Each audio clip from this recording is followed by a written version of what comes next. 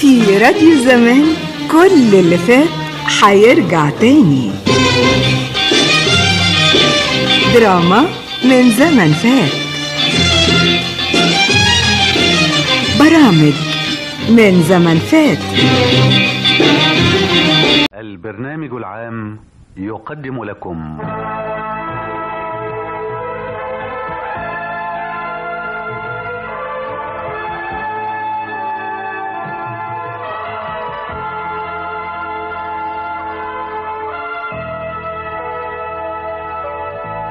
روائع التمثيليات الإذاعية.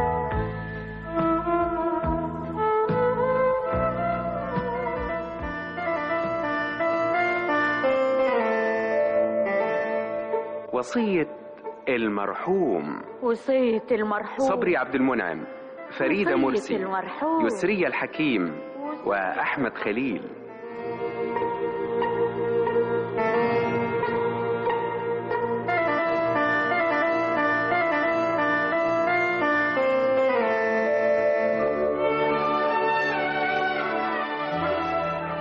وصية المرحوم كتبها للإذاعة إدوار سليمان. وصية المرحوم.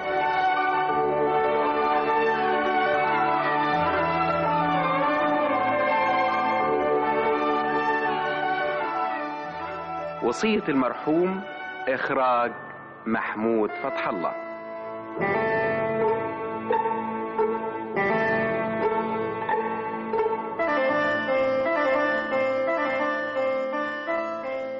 الأستاذ صبري محروس، الأستاذ صبري محروس. ايوه حالا جاي. تلغراف. ها؟ لو سمحت امضي لي هنا بالاستلام. حاضر. شكرا. ايه يا صبري، تلغراف منين؟ مالك واقف مربوك كده ليه؟ في ايه يا صبري؟ ابدا يا كوثر. ابدا ازاي؟ وريني التلغراف مكتوب فيه ايه. استني بس. يا مصيبتي بابا مات.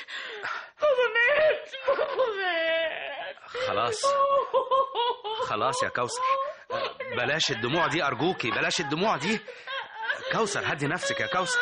واسمع يا على بابا، ده هو اللي كان مقلي في الدنيا. كلنا هنموت يا كوثر. وبعدين بقى صعبان عليا يموت وانا بعيد عنه. اقول لك ايه بس يا كوثر، ما انت السبب.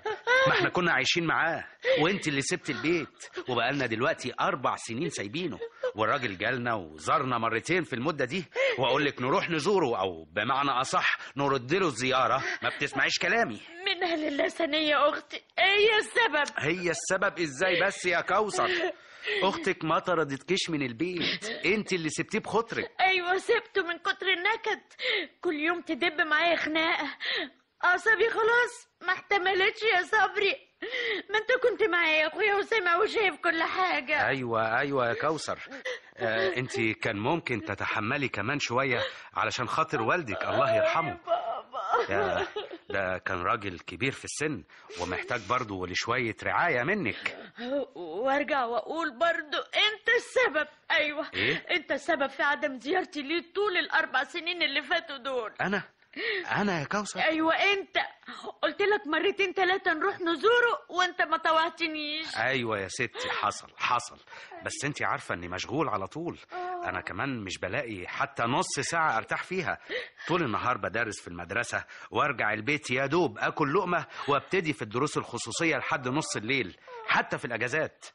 وانت عارفه اننا لو اتكلنا على المرتب مش هنقدر نعيش. ايوه افهم من كده انك ما عندكش وقت لحضور الدفنه كمان. ايه ده لا هو ده معقول برضو يا كوثر؟ امال مين اللي هيقوم بواجبات الدفنه ومين اللي هيستقبل المعزيين؟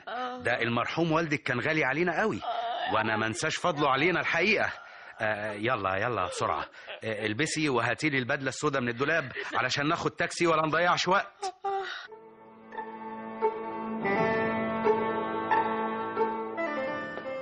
يا شهيرة حبيبتي دي راحت فين بس يا اخواتي؟ يا شهيرة. نعم يا ماما، انت بتناديني؟ ايوه بنادي عليكي. يعني ده كله ولا سمعتيش؟ ما خدتش بالي يا ماما، اصلي كنت قاعده بره في الجنينه. كده برضو يا شهيرة؟ بقى انا مبطلاكي من المدرسة النهاردة عشان تقعدي في الجنينة؟ انا مبطلاكي يا حبيبتي عشان تساعديني في شغل البيت في يوم زي ده. احنا ورانا حاجات كتير قوي لازم نعملها النهارده. في ناس هيجوا يعزوا ولازم يجوا يلاقوا البيت مترتب ونظيف. طبعا طبعا يا ماما، بس انت ما طلبتيش مني اني اعمل اي حاجه. من غير ما اقولك يا شهيرة، ما انت شايفه يا بنتي البيت شكله ايه قدامك، وعارفه ان نبويه الشغاله بقالها 3 ايام ما بتجيش البيت عشان عيانه. انت لازم يا حبيبتي تعرفي من نفسك ايه الواجب عليكي وتعمليه، خصوصا في يوم زي ده. ولا انت ناسيه ان جدك راقد ميت فوق في الدور الثاني؟ عارفه يا ماما، انا حزينه قوي عليه. انت عارفه انا كنت بحب جده قد ايه. كلنا كنا بنحبه يا شهيرة، بس بقى يعني هنعمل ايه، ربنا عاوز كده. واختاروا بقى يا حبيبتي. يلا يلا يا شهيرة، يلا يا حبيبتي ما تضيعيش وقت. وهنقسم البلد بلدين. بلد ايه اللي هنقسمها يا ماما؟ يا حبيبتي ده مثل بيقولوه لما الناس يجوا يوزعوا عليهم الشغل. انت تنفضي كراسي الانتريه والصالون، ها، وتكنسي الموكيت بالمكنسه الكهرباء، وبعدين ترجعي لمواعين المطبخ. انا غسلت نصهم وانت تغسلي النص التاني. حاضر يا ماما. يلا بسرعه بقى عشان تغيري اللبس اللي انت لابساه ده كمان. ليه يا ماما؟ الا ليه دي يا حبيبتي؟ ده اللي بيجوا يعزوا في الميت بيلبسوا اسود، يبقى احنا اهل الميت نلبس ملون. بعد ما تخلصي شغلك البسي فستان اسود، مش دي برضو الاصول؟ ايوه يا ماما، بس انا ما عنديش فستان اسود. ده فعلا يا بنتي، معلش ما كنتش اعرف ان جدك هيموت على سهوه كده. يبقى ما فيش غير حل واحد سريع، تلبسي الفستان البني اللي انا اشتريتهولك الشهر اللي فات، عندك في الدولاب نضيف ومكوي. حاضر يا ماما، بس يعني الفستان البني ده بني بني ما يجراش حاجه، اهو لون غامق والسلام. مش احسن من الفستان اللي انت لابساه ده نص احمر ونص اخضر؟ خلاص يا ماما، اللي تشوفيه. اشوف شغلي انا بقى. هي المنفضه فين يا ماما؟ ما هي قدامك اهي يا شهيره. انا هنفض كراسي الصالون الاول يا ماما. البحر بيضحك ليه، انا لازقه يا خبر يا شهيره، انت بتغني وجدك راقد ميت فوق؟ اسفه يا ماما، بس دي مش اغنيه، ده نشيد خدناه في المدرسه. نشيد خدتوه في المدرسه؟ لا يا ماما، أنا افتكرت ده نشيد علمته من بابا. بابا بيغني ويقول انا نازله الدله عامله القلل؟ ايوه وحياتك يا ماما، كان بيقول النهارده الصبح وهو بيحلق دقنه. بقى كده. طب روحي انت بقى شوفي شغلك يا حبيبتي.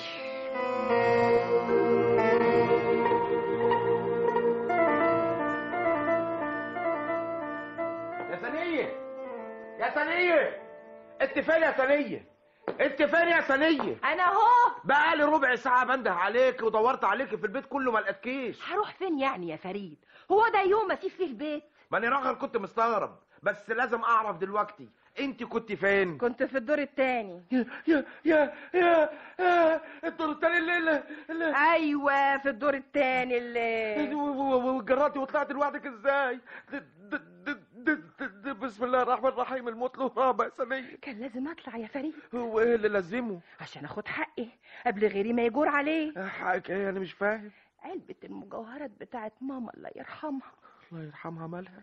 بابا الله يرحمه قال لي في يوم من الايام لو يجرى لي حاجة يا ثانية، علبة المجوهرات بتاعت مامتك بمحتوياتها بتاعتك. بس انت عمرك ما قلت لي الكلام دي. ما كانش فيه مناسبة يا فريد. طب وقال لك الكلام ده قدام مين؟ بيني وبينه يا فريد، مش قدام حد. يا ثانية. ايوه يا فريد. طب اختك عارفة ان فيه علبة مجوهرات في البيت بكامل محتوياتها؟ ايوه، ويجرى ايه يعني؟ يجرى ايه يعني استنى لما تيجي هي وتاخدها؟ لا، ولا انت ولا هي، كل واحدة تاخد نصيبها الشرعي يا ثانية. يا سلام يا اخويا، خدمتي فيه 4 سنين ليل ونهار ملهاش تمن يا سي فريد. واختي كوثر اللي سابته 4 سنين بحالهم ما كلفتش خاطرها لا هي ولا جوزها يبعتوا له حتى جواب يطمنوا عليه وعلى صحته. يبقى مين اللي اولى بمجوهرات ماما؟ هو من الناحية النظرية انت اولى، لكن من الناحية القانونية بقى لا يا ثانية، اختك وجوزها مش هيسكتوا على الحكاية دي ابدا. ما تشغلش بالك بالحكاية دي يا فريد، سيبها عليا. في موضوع تاني اهم عاوز اكلمك فيه. وموضوع المجوهرات ده بقى هاجله شويه. المهم اللي انت عايز تكلميني فيه دي موضوع عاوز اخد رايك فيه. موضوع يختص في حاجه تانية. حاجه ايه؟ مش فاهم. ايه رأيك في الدولاب الصغير المحندق اللطيف اللي بابا جابه من شهرين؟ ده دولاب حلو قوي كله ظرف. ما انا عارفه انه حلو قوي. ايه رأيك يا فريد في ايه يا سنية؟ نعمل له عملية نقل. ازاي يعني نبدل الظرف مطرح بعضها ولا ايه؟ مش فاهم. ما تفتح مخك بقى يا فريد. نشيله من فوق نجيبه هنا تحت عندنا.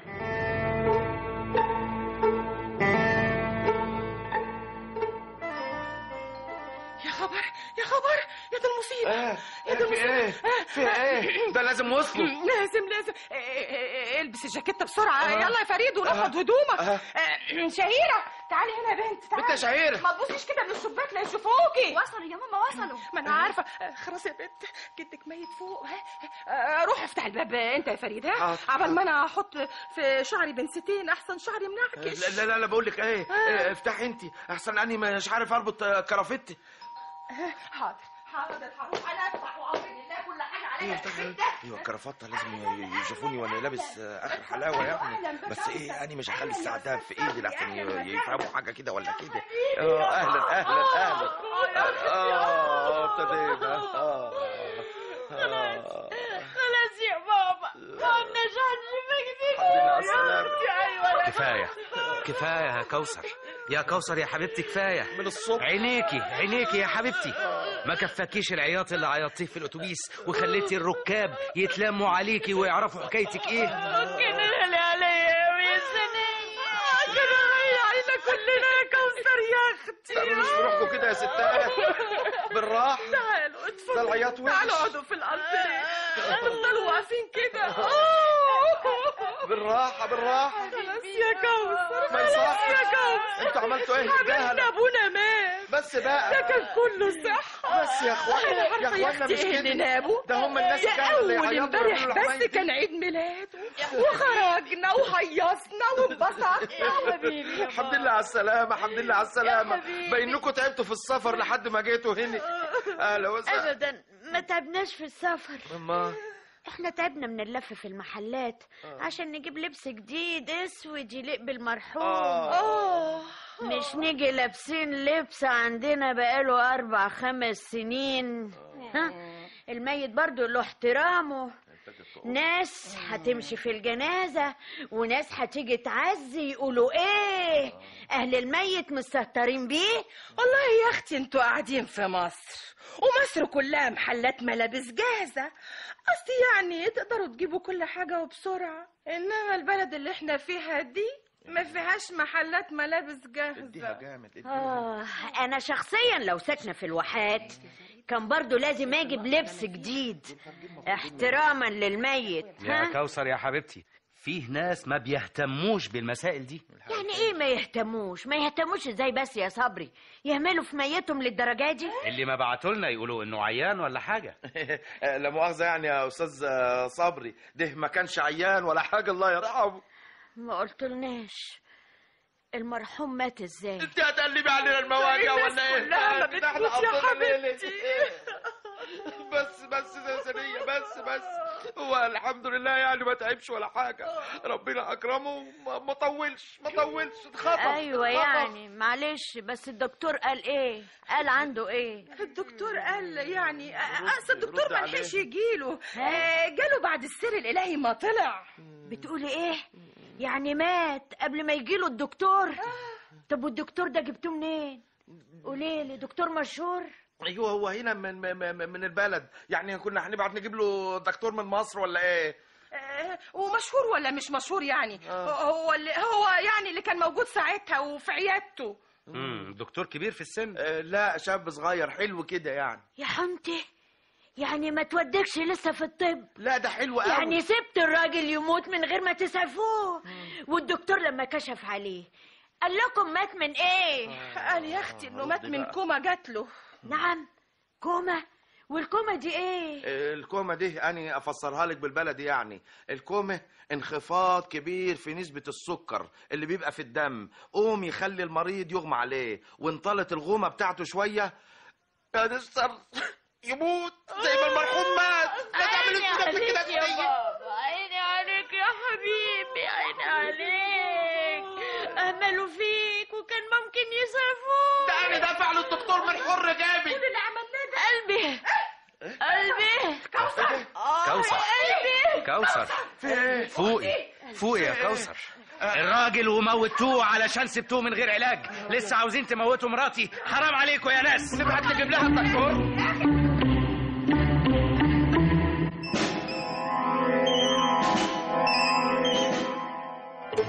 اللي عملتوه ده والله حرام. لا مش حرام. والمرحوم بابا ذنبه في رقبتكم. يا كوثر يا اختي، ده بابايا زي ما هو باباكي. ولو كنت انت اللي معايا هنا ما كنتيش هتعرفي تعملي اكتر من اللي احنا عملناه. وايه اللي انتوا عملتوه؟ سبت الراجل مغمى عليه لحد ما مات، وفين لما جبتوا له دكتور متخرج جديد بعد ما مات. والدكتور ده حتى يعني له متدرب وصغير في السن، لسه ما فاتتش عليه حالات زي دي، كان هيسعفوا ازاي؟ يا ست كوثر مفيش حاجه اسمها دكتور صغير ودكتور كبير، ما هو كلاتهم متعلمين. لا في يا فريد، بس انت بقى اللي بتحب تغلط نفسك دايما. كنت تقدر تجيب له دكتور تاني يا اخي. طب يا اختي بس الدكتور التاني ده كان هيعمل ايه يا كوثر؟ هيصحيه. في دكاترة عملوا اسعافات لناس كان مفروض انهم ماتوا، والروح ردت فيهم تاني يا اختي. ايوه فعلا حصل الحكايه دي حصلت كتير قدامي. لا شوف يا استاذ صبري، الحكايه دي ما بتحصلش الا في حاله واحده بس، في حاله الغرق. وابوكي ما غرقش يا كوثر. ولا عمره كان يغرق. بتقول ايه يا صبري؟ المرحوم كان هيغرق ازاي؟ ده طول عمره ما كانش بيحب الميه. فريد انت نسيت نفسك ولا ايه؟ ايه يا راجل انت بتضحك؟ ايوه بضحك وهفضل اضحك واضحك على الدنيا الغرورة، الدنيا الفانية اللي بتفرق الاحباب. الراجل كان طول وعرض، الدنيا تاخده مننا كده في غمضة عين. ايه رأيكم نطلع نشوفه فوق؟ لا عارفين من الحكاية دي. اطلعوا انتوا، انا بصراحة عصبي ما تستعملش المنظر دي.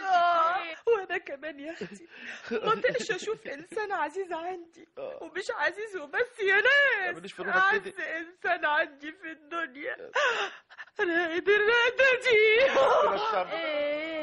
طيب خلاص بقى نأجلها شوية على ما أعصابكوا تهدى. بابا في ايه يا بنت يا شهير؟ عاوزه ايه؟ انت فين؟ مش باينه وسايبه ابوك كده طول النهار. ما بطلي لعب بقى. وانت شايفني بلعب يا بابا؟ ايوه الحق عليا اني بنازلك، وما دام قلت لي اني بلعب انا بقى هلعب بصحيح. يا بنت انت طالعه بس ليه مضلمين؟ تعالي هنا خدي. اديني جيت. نعم. قولي لي بقى، انت كنت بتنادي عليا ليه؟ لا مش هقول لك بقى كده برضه يا شهيره. تعالي يا حبيبتي قولي لي عاوزه ايه؟ في واحد واقف في الجنينه تحت وبيسأل عليك. واحد مين؟ حد اني اعرفه يعني؟ وانا عرفني يا بابا تعرفه ولا لا؟ واحد بس شكله غريب كده يعني. شكله غريب ازاي يعني؟ واقف بالورب؟ ايوه يا بابا غريب قوي. يعني دي لابس بدله شهيره ولا لابس ايه؟ لا يا بابا، ده لابس بتاعه كده عامله زي الفوط على راسه، وشنباته طويله ومبرومه طالعه لفوق كده، وشكله غريب قوي. ايه دي يعني؟ ده في الحاوي ده ولا ايه؟ انا ما اعرفش حد بالاوصاف دي. وحدوه. هو يا بابا اللي جاي ناحيتنا ده يا بابا. يا ساتر يا ساتر يا رب. اهلا وسهلا اهلا وسهلا اهلا وسهلا يا استاذ. اهلا بيك يا سعاده. اهلا وسهلا اهلا. ده حال الدنيا الباقيه في حياتك. وحياتك الباقيه. اتفضل. متشكرين يا سعاده البيت. انا جاي اسال بس الميعاد امتى؟ عدم مؤاخذه يعني، هي دفة المرحوم هتبقى امتى؟ يعني ان شاء الله يعني بعيد عن عدوينك بعد العصر. خلاص يا سعاده البيت، قبل الظهر ان شاء الله اكون عندك باذن الله. ولا مؤاخذه يعني مش عارف اقول حضرتك ايه يا استاذ ولا يا فندي ولا ايه؟ انا ما اعرفش سيادتك. انا المعلم فرج الله الحنوتي عدم مؤاخذه، عموم الجمهوريه عارفانا يا سعاده البيت وزباين عندي. اهلا وسهلا. طب وانت عرفت البيت هنا ازاي؟ عدم مؤاخذه حسن بيه بعت لحضرتك، وقال لي انك يعني عدم مؤاخذه يعني ناس كويسين وزوات وناس ولاد اصول. تشكر. هو كان جاي معايا عدم مؤاخذه ساعه البيت، بس قال لي سبقني انت. يا اهلا وسهلا يا اهلا وسهلا. ايوه، وقال هحصلك. اصل قاعد في مكتب الصحه والحكيم باشا اللي بيطلع تقرير تصريح الدفن لسه ما جاش. طيب يا سيدي، متشكرين. ابقى سلم لي بقى على الاستاذ حسن وقول له الف شكر. ولو اني يعني ما اعرفش الاستاذ حسن ده يطلع مين. احنا في الخدمه سعاده البيه ومستعدين نخدم على طول. اي والله. لا يا عم، متشكرين بالليل والنهار واحنا جاهزين يا سعاده البيه. تشكر. احنا نخدم على طول الناس الاجاويد، الناس الطيبين زي حضرتك عدم مؤاخذه يا سعاده البيه. بالاذن يا سعاده البيه. بالسلامه. وحدوه. لا اله الا الله، ما شافش وشك تاني هنا.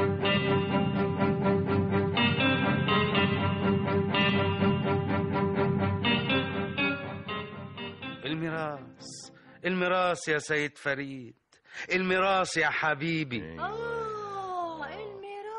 داخل على طمع. اتاريكوا جايين تجروا بقى، وانتوا اللي بقالكوا 4 سنين ما عتبتوش دار المرحوم. ايوه. دلوقتي بقى حلي وبقى مزار. ثانية، الكلام ده ملوش لزوم يا حبيبتي. دي حقوقنا ومراسنا ولازم نطمن عليهم. ايوه، امال يعني عاوزين تناموا على كل حاجه ولا ايه؟ مش كفايه طفشتونا من البيت؟ احنا برضو اللي طفشناكوا، ولا انتوا اللي كلتوا من خدمه المرحوم وسبت له البيت ومشيتوا؟ ايوه يا ست ثانيه، علشان لينا كرامه. لا لا لا لا لا يا اخ صبري، عيب الكلام ده، عيب. سيبه يتكلم، ما هو فاهم ان الحكايه سيد احمد ما بقاش كده. وعاوزين يتلعبوا كمان في الميراث. المرحوم اطيانه معروفه. أيوة. 30 فدان وفلوسه اللي في البنك وفلوس التأمين هتتقسم حسب الميراث. عرفتي بقى ان ما عندكيش معلومات كفايه. المرحوم عنده حاجات تانية كتير غير كده. حاجات تانية زي ايه؟ وانت يا سيد صبري جبت الكلام ده منين؟ اخبار رويتر. انا بقى بتوصلني الاخبار اول باول يا حبيبي، وعارف البيت فيه ايه غير الحاجات اللي حضرتك قلتها لي. وعلى العموم اهي مصلحه ليكوا برضو، ميراثكوا هيزيد، الفرخه بيضالكم في القفص يا سيدي. طب وانت ايه اللي مزعلك ومشحطط بالك كده يا اخويا؟ انكم عاوزين تاخدوا كل حاجه تطولها ايديكم. الاطيان دي حاجات متسجله وامرها معروف، ما فيهاش نهب يعني. انما في البيت بقى في حاجات تانية خلاف كده، موبيليا ومجوهرات وتحف وخلافه. لا فريد الحق. لا يا اخي صبري، يعني احب انبهك لحقيقه مهمه غايبه عن حضرتك. يعني احب اقول لحضرتك ان البيت ما فيهوش غير شويه النابوليه اللي قدامك دول، انما بقى ما فيش لا مجوهرات ولا تحف ولا خلافه زي ما حضرتك بتقول يا اخ صبري. اسمعي بقى يا ثانيه، قبل ما نتكلم في اي حاجه عايزه اقول لك بقى ان المرحوم موصيني من ايام ما كنت انا وجوزي عايشين هنا معاكم ان الساعه بتاعته الذهب هياخدها محمود ابني بعد وفاه بابا ان شاء الله. لا يا شيخ، لا بقى الله يرحمه وصاكي ان الساعه الذهب بتاعته ياخدها محمود. وحياتك زي ما بقولك كده، بس ما تحلفيش بحياتي. انا لما اتبلع المرحوم افتكر عيب قوي يا ثانيه. انت ما تتصوريش المرحوم كان بيحب محمود قد ايه. ده كان روحه فيه وبيعزه معزه مفيش بعد كده يا اختي. دي الحته اللي احنا قاعدين فيها دي تشهد على صدق كلامي. قال لي يا كوثر يا بنتي الساعه بتاعت محمود، والله يرحمه عاد الجملة دي قدامي 3 مرات. أي والله 3 مرات. طب يا أختي ما أنا كنت عايشة معاكي، ما عمريش سمعت الكلام ده منه يا ست كوثر. أيوة يا ثانية، كان لازم يقولي الكلام ده من وراكي عشان يراعي شعورك. يا ناس حرام عليكم لما تكدبونا. ده المرحوم طول ما كنا قاعدين معاه هنا في البيت ما كانش له سيرة غير السيرة دي، وياما وصاني وقال لي كل ما نختلف بعض الساعة لمحمود. الله يرحمه، الساعة لمحمود يا صبري، مش كده؟ اوعى تفرط فيها لحد تاني. سلام، انا مش عارف ايه حكايه الساعه دي، يعني البيج بن انا مش فاهمه عايز يديها للواد محمود هيقف تحتيها ولا ايه؟ شوفوا بقى يا اخوانا، انا لحد دلوقتي ما اتكلمتش، لكن ما عادش منه بقى وهتكلم بقى. ورحمه المرحوم، وانتوا عارفين المرحوم كان غالي عليا قد ايه. النهارده الصبح يظهر يعني يا حبيب قلبي يا حبه عيني ان هو كان حاسس باللي هيجراله. قال لي الساعه الذهب دي لبنتك شهيره بعد ما اموت يا فريد، يا سلام. وهي دي وصيتي. وانت بقى نفذت الوصيه طبعا. طبعا في حد يكسر وصيه المرحوم؟ وصيه المرحوم لازم تحترم. ايوه يعني وضعت ايدك عليها خلاص. عشنا وشفنا ان الاموات بيورثوا البنات ساعات رجالي ولا ساعات حريمي. ده ميراث واوصى به يا ست هانم، والبنت حره تتصرف في الميراث زي ما هي عايزه. مش جايز تبيعها تديها لجوزها في المستقبل؟ ونروح بعيد ليه؟ مش جايز تبيعها لي اني مثلا يا ستي؟ المهم الساعه دي فين دلوقتي؟ الساعه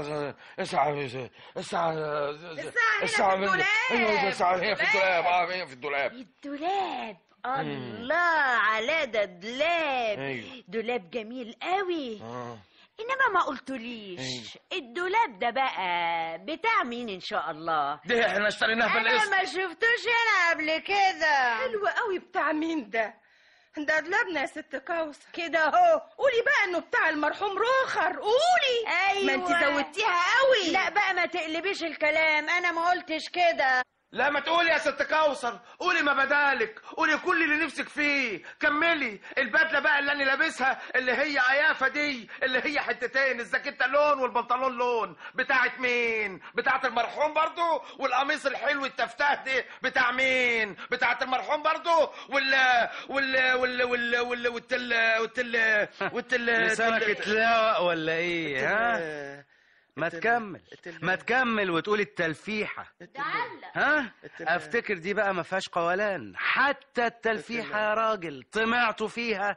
لا التلفيحه دي التلفيحه دي اشتريتها من المرحوم مش كده؟ لا ابدا، الكذب خيبه.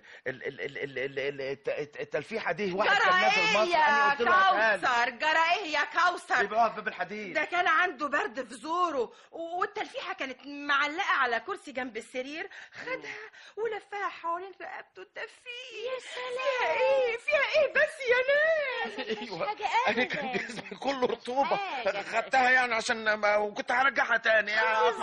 طبعا كنت هترجعها. ولا نكذب كده؟ هو انت هتقبل على نفسك حاجه زي كده يا راجل يا استاذ فريد؟ نعم. يا ساتر وحدوه. يا ساتر الاستاذ حسن موجود؟ ايوه يا عم فرج الله، اتفضل. بعد المؤاخذه كنت جيت قلقت حضرتك ساعه الظهريه. لا اتفضل يا معلم. انا وديت لصاحبك العده في البيت وقلت له هرجع لك بعد صلاه الظهر اشوف شغلي، وصدقني يا استاذ حسن انا عمري ما عملتها ورحت بنفسي اي ميتم. ايوه اودي عده بنفسي دي كبيره قوي، كنت ببعت الصبيان، لكن عشان خاطر حضرتك لازما وحتما نقوم بالواجب. امال الله يكرمك يا معلم. ما هي طلبات حضرتك اوامر. تشكر يا معلم فرج الله. بس لا مؤاخذه الاستاذ استلم العده واستناه، لا مؤاخذه يعني يهرش ما هرش، يحط ايده في جيبه ما حطش، ولا قال لي خد يا فرج الله عربون حتى. حسابك هيوصلك كامل على داير مليم يا معلم فرج الله. انا ما قلتش حاجه عدم مؤاخذه، بس احنا ناس ارزقيه على باب الله بتوع يوم بيومه. ده الشغل بتاعنا حتى واقف اليومين دول. يا سلام. ايه بس يا اخواتي، انا بحب اشهد على حد منهم لله الدكاتره والطب البشري بتوع اليومين دول، كل يوم يطلعوا لنا بمطلوع جديد. ايه يا ترى؟ ايش ادويه جديده، حقن جديده، ايش اعشاب، ايش مناظير، لما وقفوا عنا البعده، وفين وفين لما حد يعني ربنا يفتكره ويجعل لنا من وراه حسنه. يا معلم فرج الله من جهة الفلوس ما تحملش هم أبدا. فلوسك هتوصلك الليلة على داير مليم، والحساب عندي أنا، وطلباتك من اللي عندي ومن اللي عندي. الراجل صاحبي وزميلي وأكتر من أخويا، والدنيا مش هتطير يا عم فرج الله. ما قلتليش بقى حسابك كام؟ اللي تشوف يا أستاذ حسن. طب وشرفك أنا جايب أحسن هدة و2 صبيان من أجدع الصبيان اللي عندي. صبيان شغلهم مظبوط 100%، يعني حاجة تشرف الميت، أجدع خدمة وحياة رسول الله عليه الصلاة والسلام. يعني طلباتك كام عشان أجهز لك حسابك؟ بدل 70 جنيه خليهم 50 جنيه عشان خاطرك عسل بيه، و5 للصبيان. خلاص يا معلم، المبلغ ده هيوصلك مني الليله دي. تعيش يا استاذ حسن، بعد ساعة ونص ان شاء الله اكون عنده في البيت وكله شيء يبقى جاهز. ارزقها يا رزاق يا رب يا كريم، وحدوه.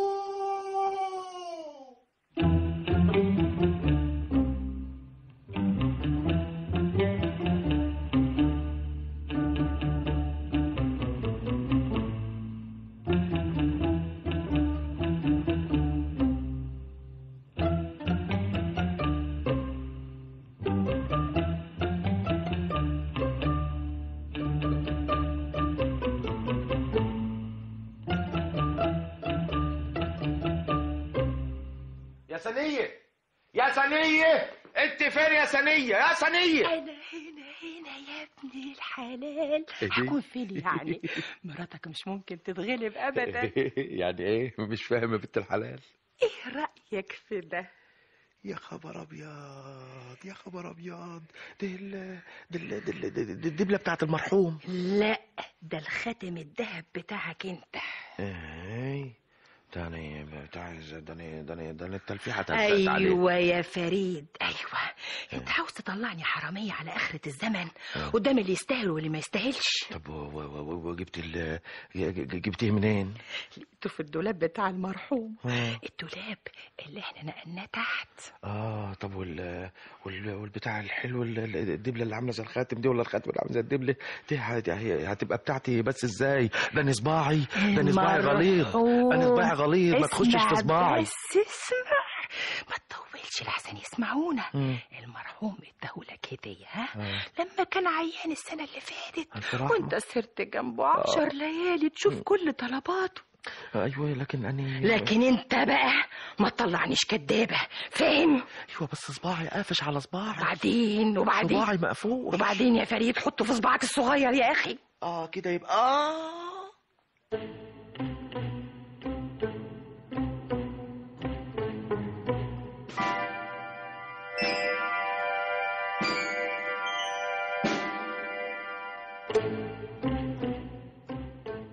أنا عاوز أتأكد الأول، المرحوم دفع قسط التأمين ولا لأ؟ وفين إيصالات التأمين؟ طبعا هو محتفظ بالإيصالات. طبعا الإيصالات فوق في الدولاب. لا قصدي في الدولاب اللي هنا. ايوه افتكرت فوق التسريحة. انا هطلع اجيبهم. لا يا حبيبتي، ما تطلعيش لوحدك، كفاية اللي جرى. ولا أقول لك شهيرة تطلع تجيبهم. ايه يا خبر؟ اطلع اوضه جدي؟ وماله يا شهيرة، تجيب الإيصالات من على التسريحة وتنزلي يا حبيبتي. اصل جدك ميت يا حبيبتي ونايم ما بيتحركش. ما تطلعي يا شهيرة، ما تخافيش يا حبيبتي. حاضر يا ماما، بس انا خايفة من ايه بس؟ ما تخافيش. الله، ما تقربوا على الاكل يا جماعة. ثانية، امال فين الكبدة؟ الكبدة موجودة يا اختي، بس كنت هعملها امتى بقى؟ مش ناسية حاجة. ما انتوا من ساعة ما جيتوا فاتحين لنا محضر ونازلين فينا استجوابات. أجلي حكاية الكبدة دي دلوقتي يا كوثر لما نشوف مصالحنا الأول. ماما ايه يا شهيرة في ايه يا بنتي؟ ماما انا خايفة قوي يا ماما. خايفة من ايه يا حبيبتي؟ جده صحي يا ماما. ايه؟ بسم الله الرحمن الرحيم. صحيح انت بالخرافة بتقول ايه يا بنت؟ ايوه يا بابا فتح عينيه. صحيح يا بنت، انت كلمتي؟ والله العظيم صاحي يا بابا. صحي ازاي بس يا بنت؟ انت بيتهيألك. يبقى لازم نطلع كلنا نشوف الحكاية ايه. لا انا ما اقدرش اطلع. لا ولا انا ما يجيليش قلب اشوف بابا. لا طيب خلاص اطلع انا وفريد. ايوه اتفضل يا فريد، اتفضل. لا اطلع ايه؟ اطلع انت تسبقني الاول. سبقني انت الاول على فوق. بس انا رجلي شد عليا شويه. مالي كمان رجلي شد عليا. اطلع انت يا اخي. اطلع انت خايف ولا ايه؟ هخاف من ايه بس؟ اطلع انت يا فريد. لا لا اطلع ايه؟ انت سامع؟ سامع؟ انا سامع صوت. لا انا هنزل. خدني معاك يا فريد. خدك معايا فين يا عمي؟ الله، انتوا نزلتوا ليه بسرعه كده؟ احنا لسه ما نزلناش. ما نزلتوش؟ امال ايه اللي انتوا عملتوه ده؟ ما فيش حاجه. الله، ايه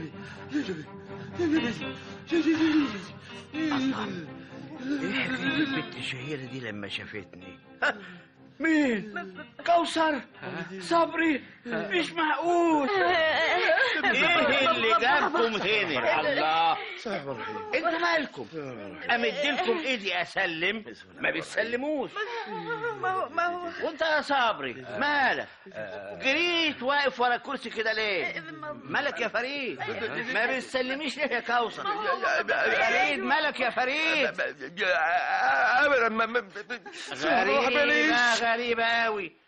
ما بتسلميش عليا ليه يا كوثر؟ ايوه، ما هو سلمي عليها يا كوثر، سلمي عليه. لا يا اخويا، سلمي عليه انت الاول يا صبري. أول إيه وآخر إيه؟ أنا مش فاهم. ايه الحكايه يا سنيه؟ انت بابا؟ يعني بابا، امال يعني ماما؟ الله، انتوا جايلكم ايه؟ اتكلموا في ايه؟ حصل حاجه؟ انتوا واقفين كده ليه؟ ما تقعدوا. ولا غيبه طويله يا صبري انت وكوثر. دوكم افتكرتوا ولا ايه؟ 4 سنين ما دخلتوش البيت ولا هان عليكم حتى جواب تبعتوه. لا ابدا يا عمي، بس يعني مشاغل. ادي احنا جينا نزور حضرتك اهو. الحقيقه يا بابا احنا اتفاجئنا بيك. ازيك يا بابا؟ ازاي صحتك؟ صحتي زي البوم، بس انتوا اللي احوالكم مش عجباني. ده انا لو كنت عفريت دخل عليكم ما كنتوش عملتوه كده اهو.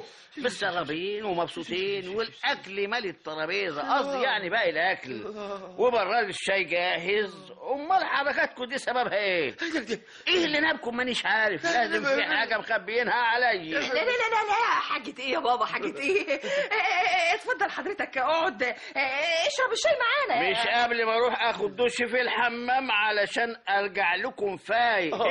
عن اذنكم انتظروني مطرح ما انتوا قاعدين كده. طبعا سايبين لي غدايا. ايوه طبعا يا بابا، غداك موجود. يا سنيه، غطي براد الشاي كويس علشان ما يبردش. انت عارفه اني بحب اشربه ساخن. عارفه طبعا يا بابا، عارفه. عن اذنكم ما تقوموش. واحنا قادرين نقوم ولا نوقف ولا نقعد؟ لا مش ممكن ابدا ده يكون بابا ابدا. امال هيكون مين بس يعني يا كوثر؟ ما تخوفيناش بقى. انا اللي ركبي اتلخلخت، انا مش قادر امشي يا ناس، مش قادر.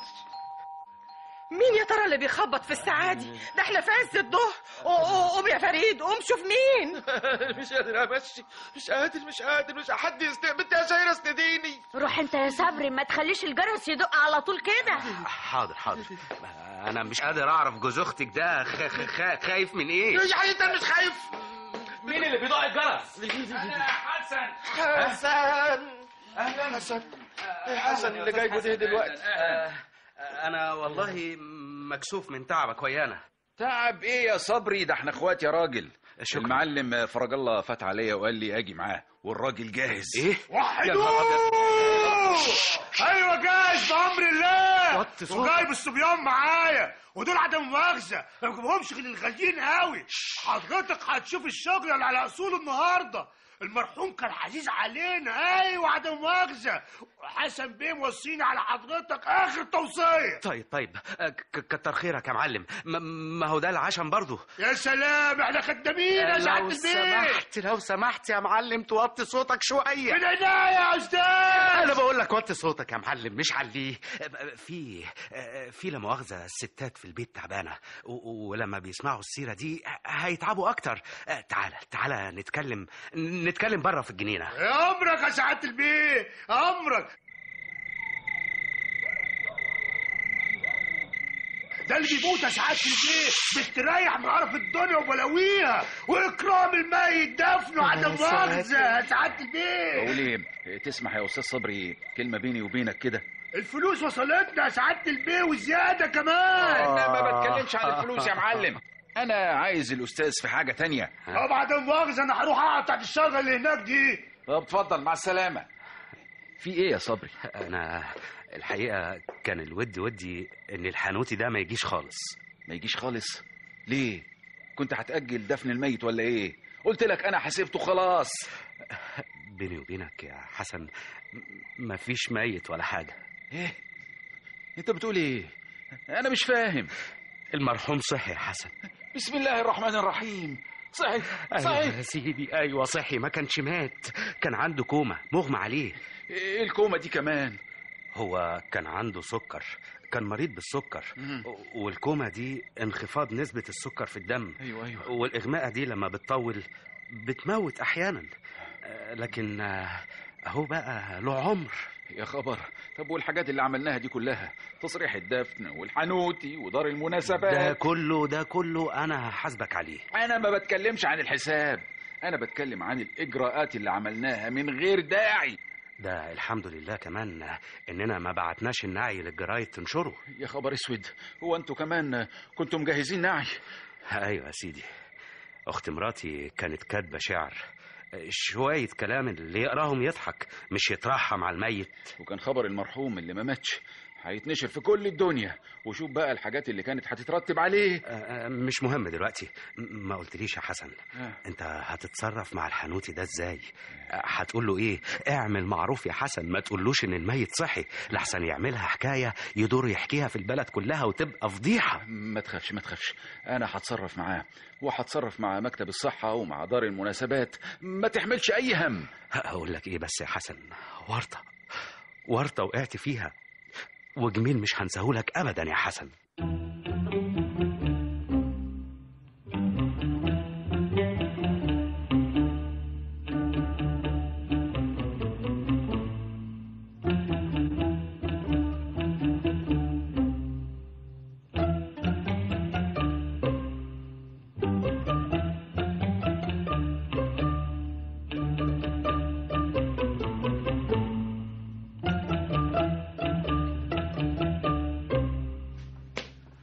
فين الشاي بتاعي؟ هنعمل لك غيره يا بابا، اصله برد. ازاي صحتك يا بابا؟ تاني ما قلت لك صحتي زي البوم، عاوزه توهميني ولا ايه يا بنت انت؟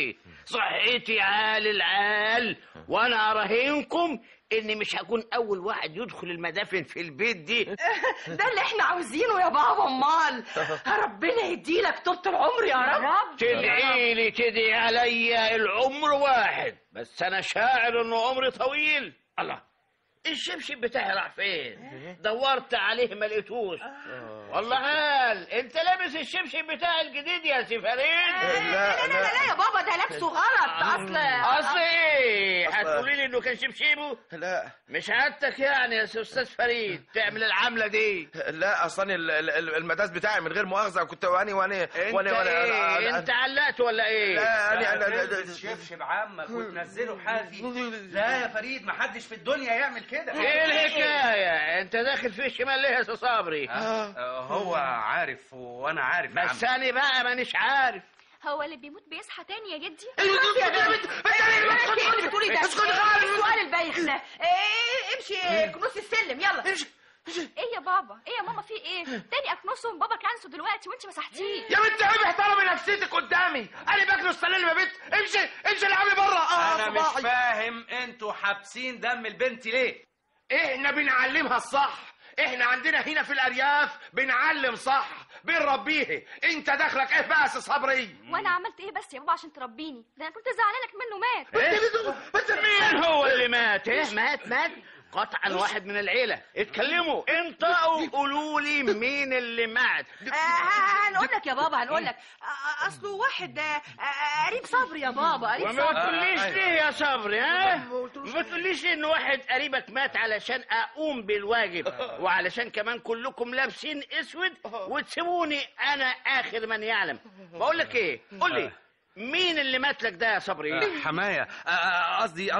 قصدي يا حماية انا بقى. انت ايه؟ هو انت يبقى لسانك اتلاوق ولا ايه؟ ما تقول له يا صبري فيها ايه يعني يا اخي؟ ما تقول له ان هو اخوك. ايوه اخوك. اي نعم بابا هيزعل يعني شويه، لكن بابا جامد يا غريبه قوي. هو انت كان ليك اخ يا صبري؟ اخ؟ ابدا. ايوه قصدي اخ. ايوه كان ليا اخ ومات في البرازيل. مات في البرازيل؟ وجاي حضرتك لابس اسود انت ومراتك تندبوا عليه هنا وتفولوا علينا؟ يا حماية اصل انا بلا قص بلا فصل. انا قايم، دي انتوا قعدتكم تغم.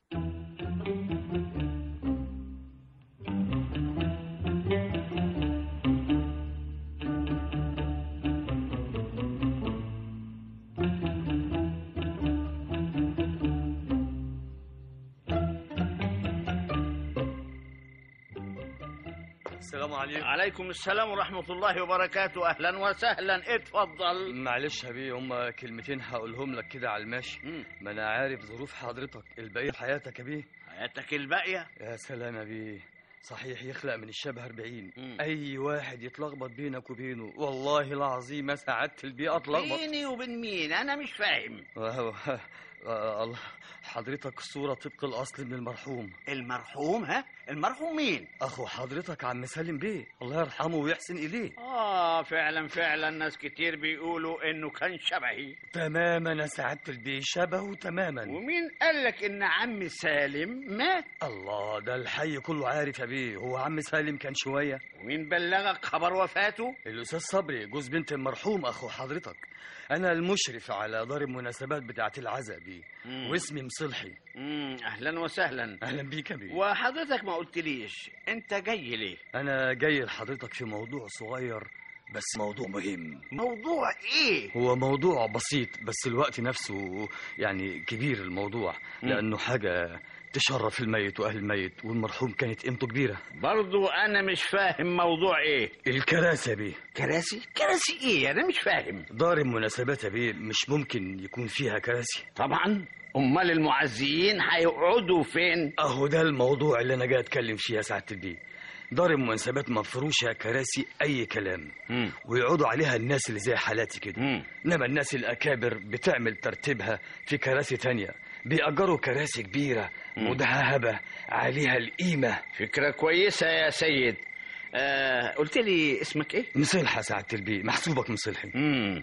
عاوز اقول لك حاجة مهمة برضو يا سيد مصلحي.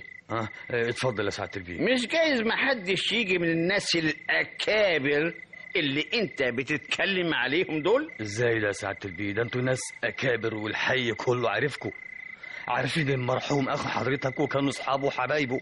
انت بتقول دار المناسبات فيها كراسي مش كده؟ ولا انتوا بتأجروها فاضية؟ لا يا سعادة البيه، فيها 300 كرسي موجودين على طول. خلاص دول كفاية قوي. وحتى لو فاضية ما فيهاش كراسي ما يهمش، ما يجراش حاجة. ما يجراش حاجة ازاي يا بيه؟ قلت لك ما يجراش حاجة وانا أدرى منك. أدرى مني طبعا يا بيه، بس يعني اللي جايين يعزوا يقعدوا على ايه؟ محدش هيجي يعزي. محدش هيجي يعزي ازاي يا بيه؟ ده المرحوم كان حبيب الناس والكل عارفينه صغير وكبير. انا اخو الميت وبقول لك كده. ولو اني مش فاهم حاجه اخو الميت، لكن امرك يا بيه. السلام عليكم. سلام ورحمه الله وبركاته. يا سنيه يا سنيه. ايوه يا بابا ايوه. امال جوزك فين؟ موجود يا بابا. اندهيله وتعالوا معايا في الاوضه هنا. يا كوثر. ايوه يا بابا. عاوزني في حاجه؟ عاوزك وعاوز جوزك صبري تيجوا تشرفوني هنا شويه في الاوضه. صبري يا صبري. ايوه يا كوثر. بابا عاوز يقعد معاك شويه، تعالى. وشويه ليه؟ ده انا اقعد معاه على طول. دي القعده معاه وحشاني والله، وربنا يديله طولة العمر. ده كم مرة فكرت أنا وكوثر نجي لك يا عمي، واستعدينا وجهزنا الشنط فعلا، لكن الظروف كانت بتمنعنا. الظروف تمنع مرة واحدة ولا مرتين، لكن مش على طول، ولا ايه يا عمي؟ على رأيك يا فريد. الظروف تمنع الإنسان 4 سنين. ما فيش داعي للمناقشة دي.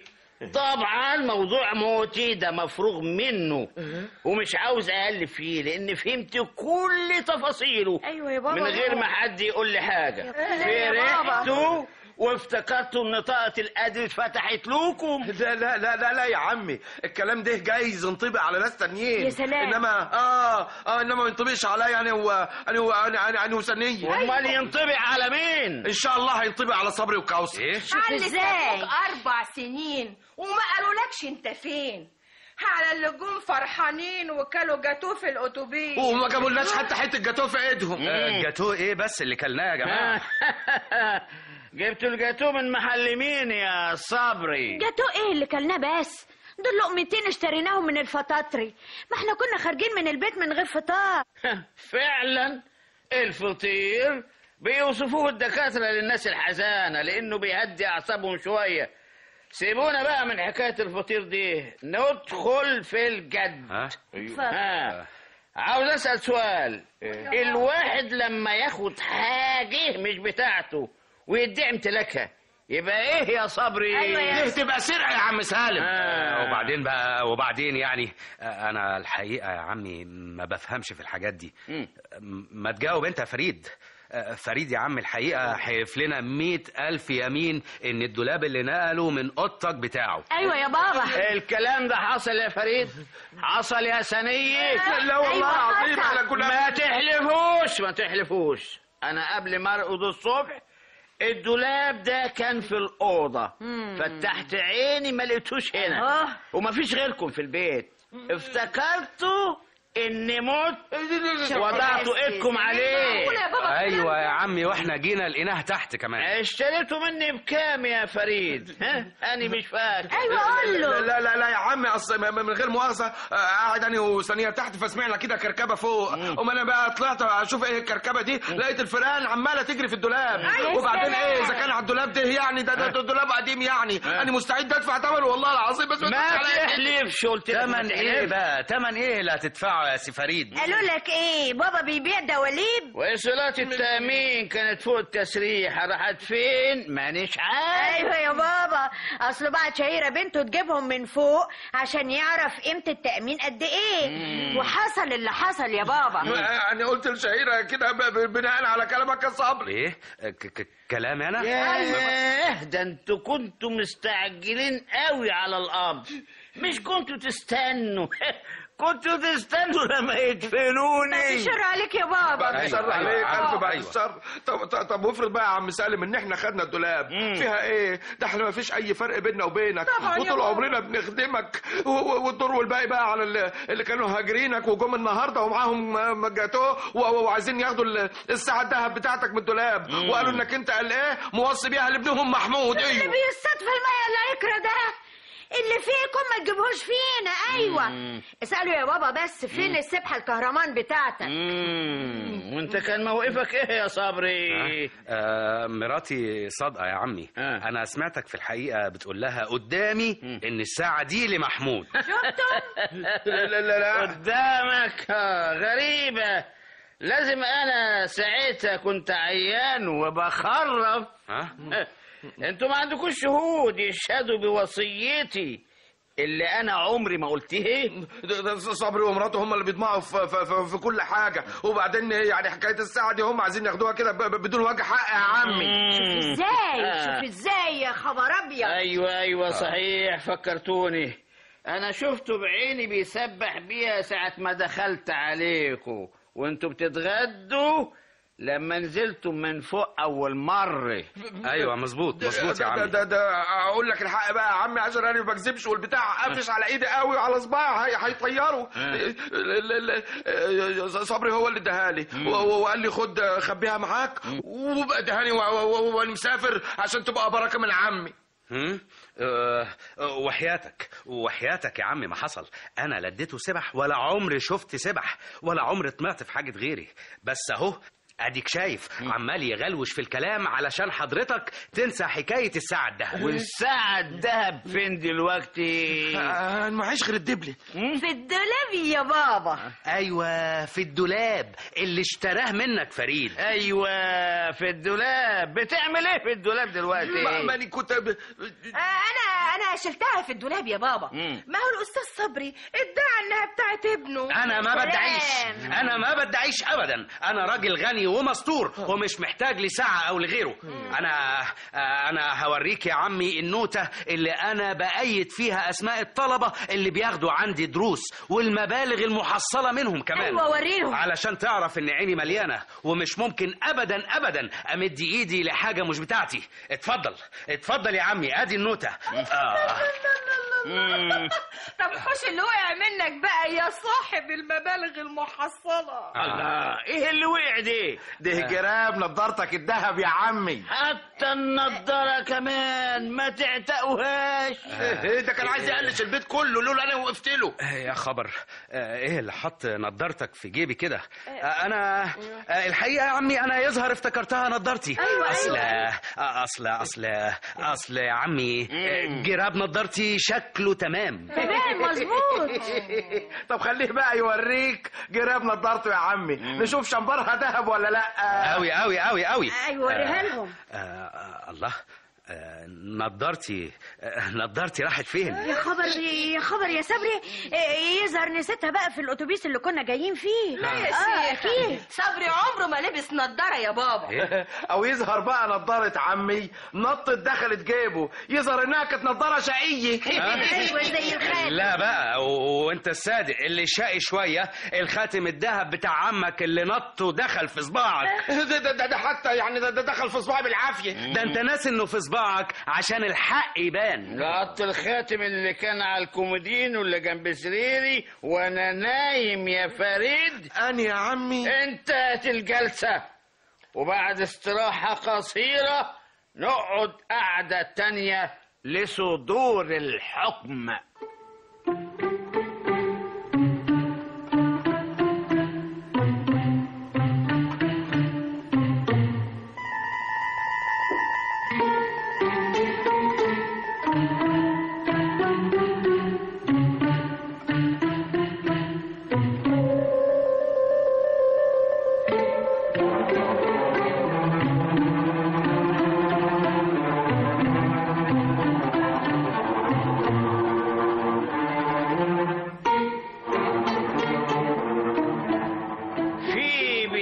الجلسة أديكوا فكرة كاملة عن كل ما أملك. أولا 30 فدان، ثانيا 40,000 جنيه في البنك، ثالثا مصوغات وحلي ذهب مودعة في البنك بمبلغ 50,000 جنيه، والوصية الجديدة اللي هكتبها بكرة ومش هظلم حد فيكم هيكون نصيبكم متساوي في حالة قبولكم للشرط اللي أنا هقوله. احنا موافقين على أي حاجة. ربنا يقويكم. سكوت من فضلكم. ايه هو الشرط؟ أنا هسيب كل ممتلكاتي وثروتي للإنسان اللي هيعيش جنبي يخدمني بإخلاص كلنا يا بابا لآخر يوم من حياتي. كلنا يا بابا. أنا شخصيا يا عمي مستعد أسيب وزارة التربية والتعليم والدروس الخصوصية وأجي أعمل مشروع هنا. شايف يا بابا؟ هيعمل محل نظارات من النظارات اللي بيسلكها منك.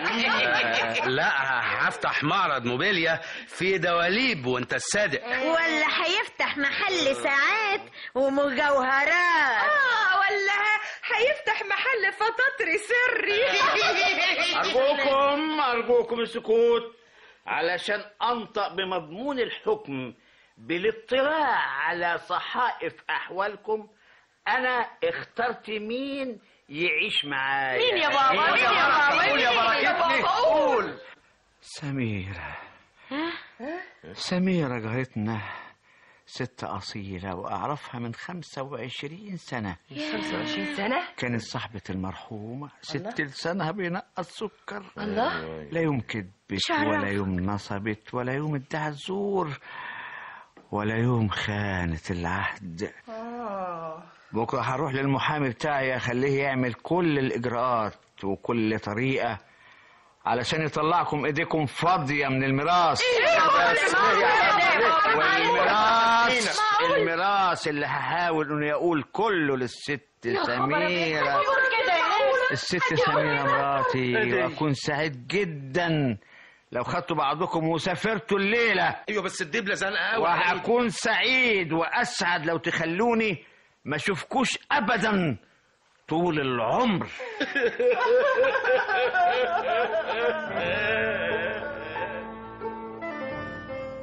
وصية المرحوم. اشترك في التمثيل نظير عبد الجابر، صلاح عفيفي، والطفلة هند السنباطي.